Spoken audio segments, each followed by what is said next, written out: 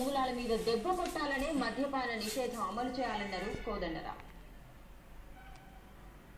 తెలంగాణ నాయకులు కనుక ఐక్యమై వాళ్ళ పైన ఒక సంఘటితంగా ఒత్తిడి పెడితే ఆ సంఘటితమైనటువంటి ఒత్తిడి ద్వారా ఇక్కడ రాజకీయ సంక్షేమాన్ని సృష్టించగలిగితే మరి కేంద్రం కూడా దిగి వస్తుంది, ఒక నిర్ణయం తీసుకుంటారు.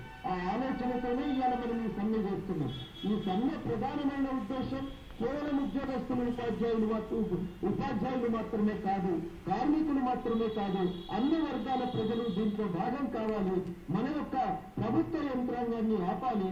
రాజీనామా చేయని ఎమ్మెల్యేల పైన మంత్రుల పైన ఒత్తిడి పెట్టాలి.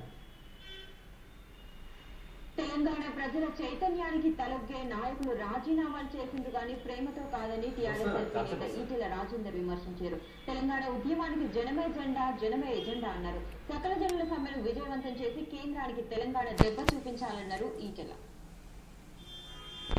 తెలంగాణ ప్రజల చైతన్యానికి తలొగ్గి మాత్రమే రాజకీయ నాయకులు రాజీనామాలు చేసిండ్రు అని మనం చెప్పట్లే. ఆ మాట చెప్పింది జానారెడ్డి గారు. ఇవాళ అదే జానారెడ్డి గారు మళ్ళీ మంత్రివర్గానికి సంబంధించిన కార్యక్రమాల్లో పాల్గొంటున్నారు.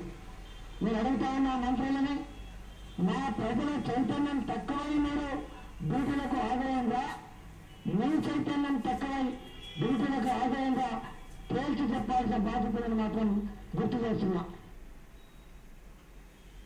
ధర్నాలో పాల్గొన్న కాంగ్రెస్ పార్టీ సీనియర్ నాయకులు కె కేశవరావు ఆవేశంగా మాట్లాడారు. తెలంగాణను అడ్డుకుంటున్న సీమాంధ్ర పెట్టుబడిదారులను తరిమి కొట్టాలని పిలుపునిచ్చారు. ప్రత్యేక రాష్ట్రం కోసం తెలంగాణ కాంగ్రెస్ ఎంపీలంతా కట్టుబడి ఉన్నారని చెప్పిన కేకే ఉద్యమంలో ఒక్క టీఆర్ఎస్ చిత్తశుద్ధితో ఉందని మెచ్చుకున్నారు. 4 కోట్ల ప్రజలు ఒక్కటైనాక తెలంగాణను అడ్డుకోవడం ఎవరి వల్ల కాదన్నారు. ప్రపంచంలో ఇంతవరకు రూలింగ్ పార్టీ ప్రభుత్వంలో ఉన్న వాళ్ళు పార్లమెంట్ ఆపిన సందర్భం ఎప్పుడు లేదు. ఈ తెలంగాణ పుట్టింది ఈ గడ్డ మీద. ప్రపంచంలో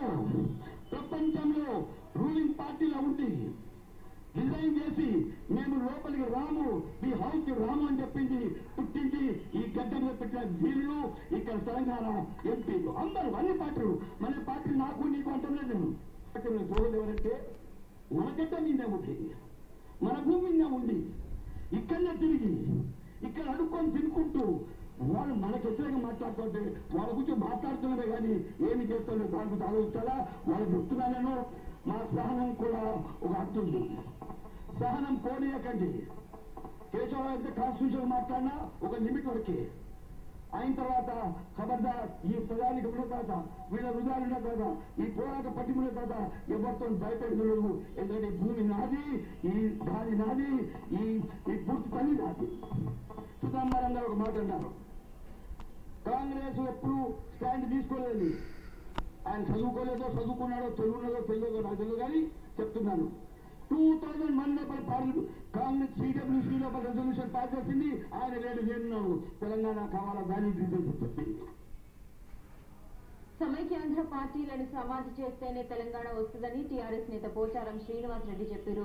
వందల మంది విద్యార్థులు ప్రాణత్యాగాలు చేస్తుంటే పదవులను పట్టుకొని వేలాడుతున్న నాయకులకు పుట్టగతులుండవని పోచారం హెచ్చరించారు.